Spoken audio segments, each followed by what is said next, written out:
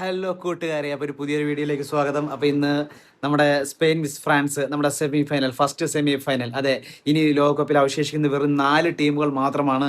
എന്നാൽ അത് ഇന്ന് ലോകം മുഴുവൻ ഉറ്റുനോക്കുന്ന നമ്മുടെ ഫസ്റ്റ് കളിയായ നാളെ രാവിലെ നടക്കുന്ന ഫ്രാൻസ് വിസ് സ്പെയിൻ മത്സരമാണ്. നമ്മുടെ സ്പെയിൻ 2010 വേൾഡ് കപ്പ് ചാമ്പ്യന്മാരായ ലോക ചാമ്പ്യന്മാരായ ശേഷം അവർക്ക് പിന്നെ ഒരു അവസരം കിട്ടിയിട്ടില്ല. ഇത് സുവർണ അവസരം തന്നെയാണ്. വെറും 2 മത്സരമുള്ളൂ. യുവത്വം നിറഞ്ഞ ഒരു നല്ലൊരു ടീമാണ് യമാൽ. 18 വയസ്സുള്ള പയ്യനാണ് നമ്മുടെ സ്പെയിൻ്റെ മെയിൻ താരം. അതേപോലെ തന്നെ ഫ്രാൻസ് കഴിഞ്ഞ പ്രാവശ്യം കൈവിട്ടുപോയ 2022 മറ്റേ അർജന്റീനയുടെ കയ്യിൽ നിന്ന് അർജന്റീന തട്ടിയെടുത്തു എന്ന് പറയാം. തട്ടിയെടുത്ത ഫ്രാൻസിൻ്റെ കിരീടം എംബാപ്പയും സംഘം ഈ പ്രാവശ്യം തിരിച്ചു പിടിക്കുമോ അറിയില്ല. ഇനി ഒറ്റയ്ക്ക് ഒരു 2 മത്സരമുള്ളൂ. അടുത്ത മത്സരം ഫൈനലാണ്. അപ്പോൾ ആര് ജയിക്കും, ആര് പുറത്താകും നമുക്ക് നോക്കാം. ഇതൊരു സെമി ഫൈനൽ മാത്രമല്ല, ഒരു യുദ്ധം തന്നെയാണ്. കാരണം എംബാപ്പയോ യമാലോ ഇന്ന് ആരാകും നായകൻ നമുക്കറിയത്തില്ല. നമുക്കിന്ന് കളി പൂർണ്ണമായി കണ്ടാലേ അറിയാൻ പറ്റുള്ളൂ. അപ്പോൾ എന്തായാലും ഉറപ്പുള്ള കാര്യമാണ്, വെറും നിസ്സാരമായ കളിയല്ല. കാരണം ഫ്രാൻസിന് നമുക്കറിയാം ഭയങ്കര ആക്രമണോത്സവമുള്ള ടീമുകളാണ്. ഒരു അവസരം കിട്ടിയാൽ അവർ അടിച്ചു കയറ്റും. മറ്റേ സ്പെയിനാണെങ്കിലും പാസിങ് ചെയ്ത് അങ്ങനെ ഒരു ടീമാണ്. അവർ പ്രതിരോധം എത്രത്തോളമാണ് നമുക്ക് എല്ലാവർക്കും അറിയാം. കാരണം ഇതുവരെ ഒരു ഗോൾ പോലും വഴങ്ങാതെ അവസാനം നമ്മുടെ ക്വാർട്ടറിൽ ബെൽജിയത്തിനെതിരെ മാത്രമാണ് അവർ ഗോൾ വഴങ്ങിയത്. അങ്ങനെയാണ് അവർ ഇതിനു മുന്നേ ഒരു മത്സരം പോലും ഗോൾ വഴങ്ങാതെ അവസാനം 2-1 നമ്മുടെ ബെൽജിയത്തിനെ തോപ്പിച്ച് അവർ കയറി കൂടിയത്. കാരണം ഫ്രാൻസ് ആയാലും ഈ മറ്റേ സ്പെയിൻ ആയാലും അത്യാവശ്യം നല്ല രീതിയിൽ തന്നെ കളിച്ച 2 ടീമുകളാണ്. തുടക്കം മുതലേ വേൾഡ് കപ്പിന് എന്താ പറയുക, നമ്മുടെ ഫൈനലിസ്റ്റുകളാവാൻ ചാൻസ് ഉള്ള 2 ടീമുകളെന്ന്, അല്ലെങ്കിൽ കപ്പ് നേടാൻ സാധ്യതയുള്ള 2 ടീമുകളാണ് ഈ 2 ടീമുകളും. അപ്പോൾ ഇവരുടെ മത്സരത്തെക്കുറിച്ച്, ഇവരുടെ ദൗർബല്യത്തെക്കുറിച്ച്, ഓരോ ടീമിൻ്റെ ജയിക്കാനുള്ള സാധ്യതകളെക്കുറിച്ചും എല്ലാമാണ് ഇന്ന് വീഡിയോയിൽ പറയുന്നത്. അപ്പോൾ പൂർണ്ണമായും നിങ്ങൾ വീഡിയോ കാണുക. ഈ വീഡിയോയുടെ അവസാനം നമ്മുടെ പ്രഡിക്ഷനും ഉണ്ടാവും. ആര് ജയിക്കുമെന്ന് എൻ്റെ പ്രഡിക്ഷനാണ്. നിങ്ങൾക്കും പ്രിഡിക്റ്റ് ചെയ്യാം, അത് താഴെ കമൻറ്റ് ചെയ്യാം. അപ്പോൾ നിങ്ങൾ പൂർണ്ണമായും വീഡിയോ കാണുക. അപ്പോൾ നമുക്ക് വീഡിയോയിലേക്ക് കിടക്കാം. അങ്ങനെ ഈ ലോകകപ്പിലെ ഏറ്റവും സാധ്യതകൾ കൽപ്പിക്കപ്പെടുന്ന 2 ടീമുകളാണ് ഫ്രാൻസും സ്പെയിനും. അപ്പോൾ ഇവർ 2 ഏറ്റുമുട്ടുന്നത്, ഇവർ അവസാനമായി ഏറ്റുമുട്ടിയത് നമ്മുടെ 2025 യുറോഫ ഏഷ്യയിലെ സെമി ഫൈനൽ മത്സരത്തിന്. ആ മത്സരത്തിൽ 9 ഗോളുകളാണ് ഉണ്ടായത്. 9 ഗോളുകൾ പിറന്ന ഒരു മത്സരം തന്നെയായിരുന്നു ആ യൂറോപ്പ് നാഷണൽ ഗെയിംസിലെ 2025 സെമി ഫൈനൽ. അതിൻ്റെ അകത്ത് ഫ്രാൻസ് സ്പെയിൻ നമ്മുടെ ഫ്രാൻസിനെ പരാജയപ്പെടുത്തുകയാണ് ഉണ്ടായത്. കാരണം 5 ഗോളിന് മുന്നിട്ട് നിന്ന് 5-1 മുന്നിട്ട് നിന്ന സ്പെയിനെ പിന്നീട് ഫ്രാൻസ് അവസാന നിമിഷത്തോളം 4 ഗോളുകൾ തിരിച്ചടിച്ച് 5-4 അവസാനം സ്പെയിൻ ജയിച്ച് നീങ്ങിയത്. അതായത് അപ്പോൾ നമുക്ക് ഫ്രാൻസിന് നമുക്കുടെ ശക്തി അറിയാം. ഫ്രാൻസ് അവസാന നിമിഷം വരെ പ്രതിരോധിക്കുന്ന ടീമാണ്. കാരണം 5 ഗോളുകളാണ് അവർ പിന്നിൽ നിന്നത്. ഒരു ഗോളെ അവർ അടിച്ചിട്ടുണ്ടായിരുന്നു. എന്നിട്ട് അവസാനം തിരിച്ചടിച്ച് 4 ഗോളുകൾ വരെ തിരിച്ചടിച്ച് അങ്ങനെ 5-4 കളി അവസാനിച്ച്. അപ്പം നിസ്സാര ടീമല്ല, അവർ തിരിച്ചടിക്കും എന്നുള്ള കാര്യം. ഇതിൻ്റെ പ്രതികാരം അവർക്ക് ചെയ്യാൻ കിട്ടിയ സുവർണാവസരമാണ് ഈ വേൾഡ് കപ്പ് ഫൈനൽ. അപ്പോൾ ഈ വേൾഡ് കപ്പ് ഫൈനലിൽ അന്ന് തോറ്റതിൻ്റെ പ്രതികാരം നമ്മുടെ ഫ്രാൻസ് സ്പെയിനോട് ചെയ്യുമോ അറിയില്ല, കണ്ടറിഞ്ഞ് കാണാം. ഇന്ന് ഫ്രാൻസിനെ കുറിച്ച് പറയുകയാണെങ്കിൽ ഫ്രാൻസ് ലോകകപ്പിൽ തന്നെ ഫേവറേറ്റ് ആയ ഒരു ടീം തന്നെയാണ്. 2 തവണ ലോകകപ്പ് കിരീടം നേടിയിട്ടുണ്ട്. ഒരു തവണ നമ്മുടെ ഫൈനലിൽ എത്തുകയും ചെയ്തു. അർജന്റീനയുടെ അടുത്ത് കാലിടറി മാറി.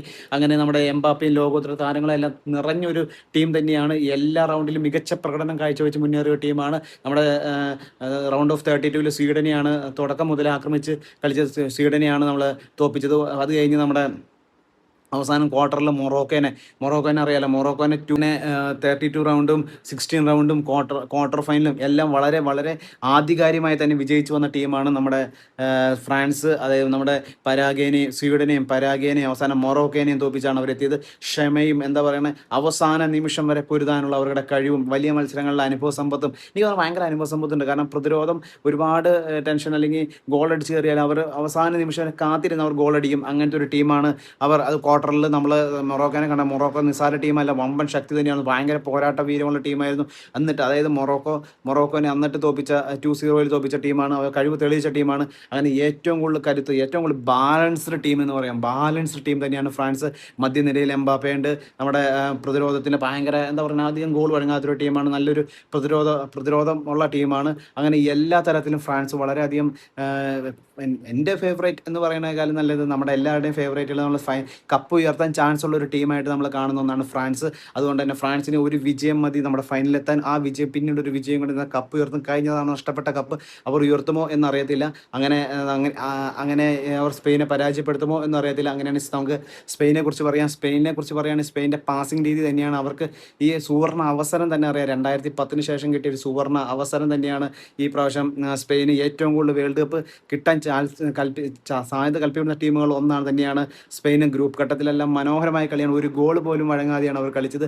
അവരങ്ങനെ അവസാനം റൗണ്ടിൽ ഓസ്ട്രേലിയക്കെതിരെ 3-0 ഏകപക്ഷീയമായി വിജയിച്ചത്. അങ്ങനെ നമ്മുടെ ഗ്രൂപ്പ് 16 നമ്മുടെ 16 റൗണ്ടിൽ 16 ടീം റൗണ്ടിൽ നമ്മുടെ പോർച്ചുഗലിനെയാണ് 1-0 പരാജയപ്പെടുത്തിയത്.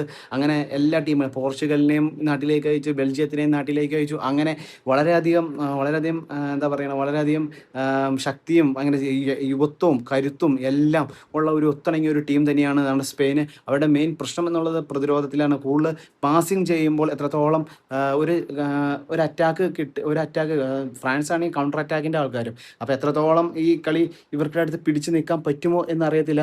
എന്തായാലും വളരെ മനോഹരമായ നല്ലൊരു ടീം തന്നെയാണ് നമ്മുടെ യമാലിൻ്റെ റോഡ്രിയുടെയും ഒക്കെ ടീമായ നമ്മുടെ സ്പെയിന്. അപ്പോൾ ഈ സ്പെയിനും ഒരൊറ്റ മത്സരം മതി ഫൈനലിലേക്ക് എത്താൻ. അപ്പോൾ ഒരു ഫൈനലിൽ കിട്ടിക്കഴിഞ്ഞാൽ അവർക്കും സുവർണ്ണ അവസരം തന്നെയാണ്. 2010 ശേഷം അവർ ഫൈനലിലെത്താൻ അവർക്ക് ചാൻസും കിട്ടിയിട്ടില്ല. അപ്പോൾ ഈ വേൾഡ് കപ്പിൽ അവർ മുത്തമിടുമോ എന്നറിയത്തില്ല. എന്നാൽ യമാലും എംബാപ്പയും തമ്മിലൊരു കനത്ത കിടിലൻ മത്സരം തന്നെ നമ്മൾ പ്രതീക്ഷിക്കുന്നുണ്ട് ഈ കളിയിൽ. അപ്പോൾ ഇവരുടെ മെയിൻ ദൗർബല്യം എന്നുള്ളത് ഫ്രാൻസിൻ്റെ ആണെങ്കിൽ നമ്മുടെ ഏത് സമയത്തും ആക്രമണോത്സവമായ ഒരു ഗെയിം കളിക്കുന്ന ടീമാണ്. അവർ ആക്രമണത്തിലേക്ക് വരുമ്പോൾ കൂടുതൽ പ്രതിരോധത്തിൽ വരാൻ ചാൻസ് ഉണ്ട്. വേഗതയിൽ കൗണ്ടർ അറ്റാക്ക് നടത്തുന്ന സമയത്ത് ടീമുകൾക്കെതിരെ ചിലപ്പോൾ ഫ്രാൻസ് സമ്മർദ്ദത്തിലാണെന്ന് കണ്ടിട്ടുണ്ട്. മിഡ്ഫീൽഡിനാണ് ഈ പന്ത് നഷ്ടപ്പെട്ടാൽ എതിരാളികൾ അപകടകരമായ അവസരങ്ങൾ സൃഷ്ടിക്കാൻ ഒരുപാട് അവസരങ്ങളുണ്ട്. അതുപോലെ തന്നെ ഗോളാക്കി മാറ്റുന്ന അവസരങ്ങൾ ചെറിയ പിഴവുകളും, അതായത് എപ്പോഴും അങ്ങനെ ഗോളാക്കാൻ കിട്ടാറില്ല. അങ്ങനെ ചില ബുദ്ധിമുട്ടും ഫ്രാൻസ് നേരിടാറുണ്ട്. സ്പെയിനെ കുറിച്ച് പറയുകയാണെങ്കിൽ സ്പെയിൻ ഒരുപാട് പ്രാവശ്യം പന്ത് കൈവശം വെച്ച് നടത്തുന്ന ടീമാണ്. അത് അവരുടെ ദൗർബല്യം തന്നെയാണ്. പെട്ടെന്ന് കൗണ്ടർ അറ്റാക്ക് വരാൻ സാധ്യതയുണ്ട്. പിന്നെ കൂടുതലും യുവത്വം നിറഞ്ഞ താരങ്ങളാണ്. ആ താരങ്ങൾ ഈ അനുഭവ സമ്പത്ത് ഇത്രയും വലിയ ഒരു കളിയുടെ ഫൈനൽ എങ്ങനെ നേരിടും എന്നുള്ള സമ്മർദ്ദം അവർക്ക് എത്രത്തോളം ടീമിനെ ബാധിക്കുമോ എന്നറിയത്തില്ല. പിന്നെ എത്ര നിരവധി അവസരങ്ങൾ സൃഷ്ടിച്ചാലും ഗോൾ അടിക്കുന്നതിൽ വളരെ പിഴവ് കാണിക്കുന്ന ഒരു ടീം തന്നെയാണ്. അവസാന നിമിഷം ഇവർക്ക് അവസരങ്ങൾ ഒരുപാട് കിട്ടും, പക്ഷേ ഗോൾ അടിക്കാനുള്ള കഴിവ് ഇവർക്ക് വളരെ കുറവാണ്. കാരണം 10 അവസരം കിട്ടിയാലാണ് ഒരു ഗോൾ ഇവൻ അടിക്കുന്നത്.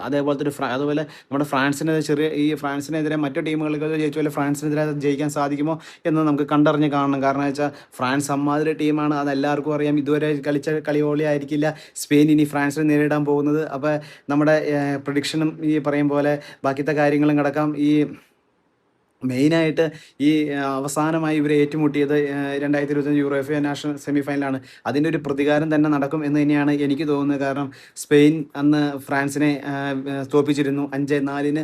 5-1 നിന്നിട്ടും 5-4 അവർ തിരിച്ചടിച്ച് സ്പെയിൻ 4 ഗോൾ തിരിച്ചടിച്ച് അങ്ങനെ 5-4 കളി. അതിൻ്റെ പ്രതികാരം തന്നെയായിരിക്കും ഈ സെമി ഫൈനൽ നടക്കുന്നതെന്നാണ് എനിക്ക് തോന്നുന്നത്. അതുകൊണ്ട് തന്നെ എൻ്റെ പ്രഡിക്ഷൻ എന്നുള്ളത് നമ്മുടെ സ്പെയിൻ എന്നെ തോൽപ്പിച്ച് ഫ്രാൻസ് വിജയിക്കുമെന്ന് തന്നെയാണ്. ഒരുപാട് ഗോളൊന്നുമല്ല, 2-1 എങ്ങനെയും നമ്മുടെ സ്പെയിൻ പരാജയപ്പെട്ട് ഫ്രാൻസ് വേൾഡ് കപ്പ് ഫൈനലിലേക്ക് കടക്കും എന്നുള്ളത് തന്നെയാണ് എൻ്റെ പ്രതീക്ഷ. തുടർച്ചയായ 3ാമത്തെ വേൾഡ് കപ്പ് ഫൈനലിലും അവർ മത്സരിക്കും എന്ന് തന്നെയാണ് എനിക്ക് തോന്നുന്നത്. അപ്പോൾ നിങ്ങളുടെ കമൻറ്റ്സ്, നിങ്ങളുടെ പ്രഡിക്ഷൻ എന്തായാലും താഴെ കമൻറ്റ് ചെയ്യുക. ആരാണ് ഗോളടിക്കുമെന്ന് തോന്നുന്നത്? എംബാപ്പെ തന്നെ ഗോളടിക്കാനാണ് ചാൻസ്. എംബാപ്പെ ഒരു 8 ഗോളടിച്ച് നമ്മുടെ ഗോൾഡൻ ബൂട്ടിനുള്ളതിന് മുന്നിൽ തന്നെയാണ്.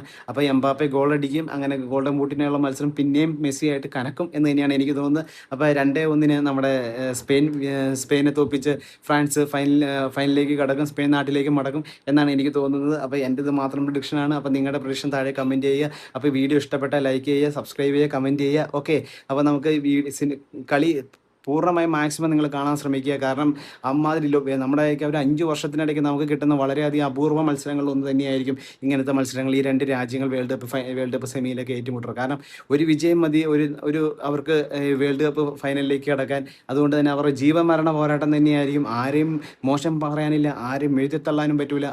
നല്ലൊരു കളി തന്നെയാണ് നമ്മളെല്ലാവരും പ്രതീക്ഷിക്കുന്നത്. ഫ്രാൻസും സ്പെയിനും തമ്മിലുള്ള മത്സരം, ഇനി അടുത്ത സെമി ഫൈനലായ നമ്മുടെ അർജൻറ്റീനയും ഇംഗ്ലണ്ടും തമ്മിലുള്ള മത്സരം, അതും 2 മത്സരം വമ്പൻ കനത്ത മത്സരം, നല്ല പോരാട്ടം തന്നെയായിരിക്കും. അതുകൊണ്ട് പൂർണ്ണമായി നിങ്ങൾ പറ്റാവുന്നവരൊക്കെ മത്സരങ്ങളാണ്. അപ്പോൾ ഇഷ്ടപ്പെട്ടാൽ ലൈക്ക് ചെയ്യുക, സബ്സ്ക്രൈബ് ചെയ്യുക. അപ്പോൾ ഇതിൻ്റെ വിശേഷങ്ങളുമായി ഇതിൻ്റെ അടുത്ത നമുക്ക് പിന്നെ കാണാം. Okay, by.